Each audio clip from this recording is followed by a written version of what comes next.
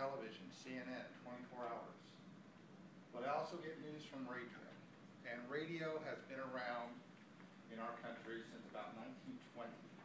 And in 1920, there wasn't Twitter, there wasn't Facebook, there wasn't social networking, there wasn't CNN. Television wasn't even here yet. Newspapers ruled the roost. But in 1920, they had the technology to start broadcasting radio. The first broadcast, the 1920 presidential election. Radio went through an infancy phase. They got most of their news by reading the newspaper on the radio. That was originally how radio news developed. In fact, the first station that had radio news was right here in Nebraska, WJAC in 1922. The station I worked for, KFOR, it had its infancy, opened its doors in 1924. So Nebraska's radio history is just as long as our country's. Radio news developed through the 20s, still driven by newspapers, but by the 1930s, radio had overtaken newspapers, where more Americans got their news from the radio than the newspaper.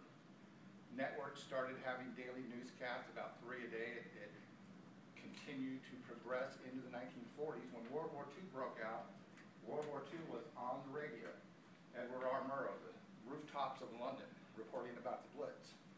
And then on December 7th, 1941, America was awoken to this. We interrupt this program to bring you a special news bulletin. The Japanese have attacked Pearl Harbor, Hawaii by air, President Roosevelt has just announced. The attack also was made on all naval and military activities on the principal island of Oahu. We interrupt this broadcast to bring you this important bulletin from the United Press. Flash, Washington. The White House announces Japanese attack on Pearl Harbor. Now we interrupt this program. That second clip actually aired during an NFL football game in Washington, D.C., alerting service people they better get to their base because we were at war. Radio continued through World War II into the 50s. It developed into a local power as well as a national power. Radio reporters could be found at fires, crimes, murders, all kinds of things. And then, November 22nd, 1963, radio was on hand when the president was assassinated. To bring you a special bulletin from ABC Radio. Here is a special bulletin from Dallas, Texas. 3 shots were fired at President Kennedy's motorcade today in downtown Dallas, Texas. Now that was ABC Radio. Dallas Radio was also on hand that day. They're on the air, what's called wall-to-wall. Continuous broadcasting. This is what they said when the news came through that JFK had died. The injuries to Governor Connolly is a closely shrouded secret at the moment. President Kennedy is dead, Gordon. This is official word. The president is dead. The president, ladies and gentlemen, is dead at Parkland Hospital in Dallas. And then 4 years later, 5 years later, almost 5 years later, in June of 1968 in Los Angeles, Robert F. Kennedy had just won the California primary. A radio reporter was on hand at the hotel in California when he walked into the kitchen and was shot. This is the radio reporter right next to RFK.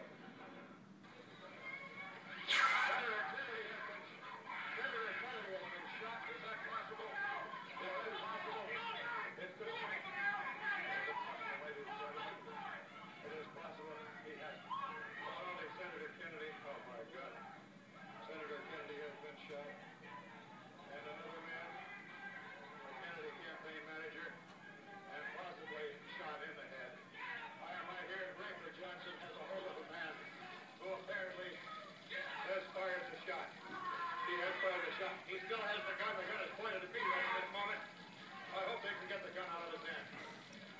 Be very careful. Get the gun. Get the gun.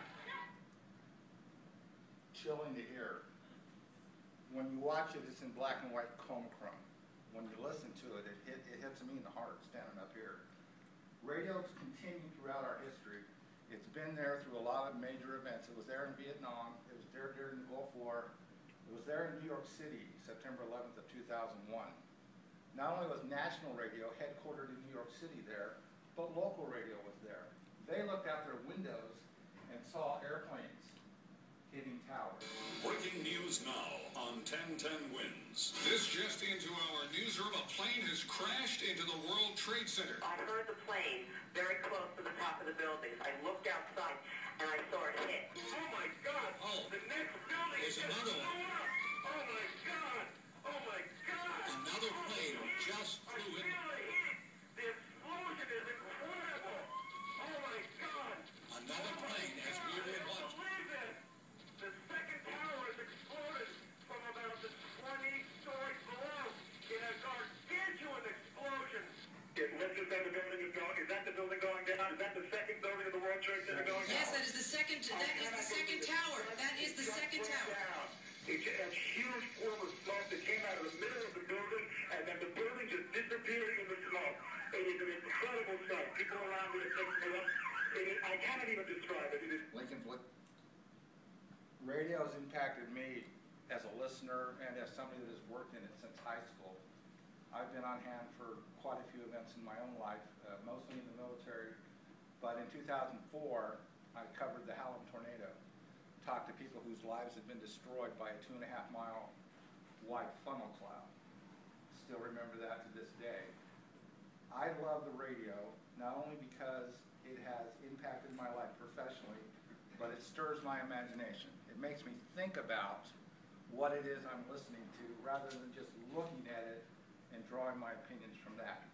Listening to something that impacts me and it makes me think, what if I were there, how would I handle it? I'm lucky to do the news. Police are investigating a stabbing Friday afternoon. Our media partner 1011 News says LPD responded to the block of 24th and R Street around 3:30 after a man reported someone coming up behind him and stabbing him in the back while he was raking leaves. The man suffered minor injuries. Police have someone detained. Thank you.